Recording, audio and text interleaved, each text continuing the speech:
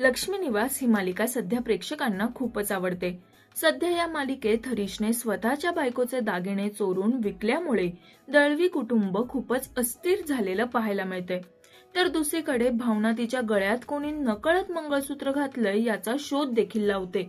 तर लवकरच आता भावना समोर हे सगळं सत्य उघड होणार आहे, कारण सिद्धूला देवीच्या उत्सवात भावनावर असलेल्या प्रेमाची जाणीव होते आणि तो तिच्या समोर प्रेमाची कबुली देत मंगळसूत्राचं सत्य सांगणार असं ठरवताना दिसतो।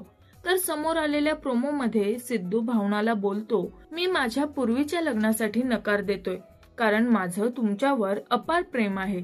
तुझ्या गळ्यात नकळत मंगळसूत्र घालणारं दुसरं कोणी नाही तर तो मीच आहे।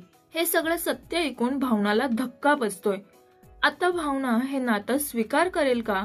तर दुसरीकडे आपण बघणार आहोत जयंतने जान्हवीने वर्षभर ज्या बाकावर बसून अभ्यास केला आहे तो बाक घरी आणतो आणि त्या बाकाला खूप बारकाईने पाहत असतो। तेव्हाच त्याला त्या बाकावर आय लव्ह यू जानू असं लिहिलेलं दिसतं। ते पाहून जयंतचा राग अतिशय अनावर होतो। आता जयंत जान्हवीला कोणती नवीन शिक्षा देणार हे पाहायचं असेल तर झी मराठीवरील लक्ष्मी निवास ही मालिका नक्की पहा।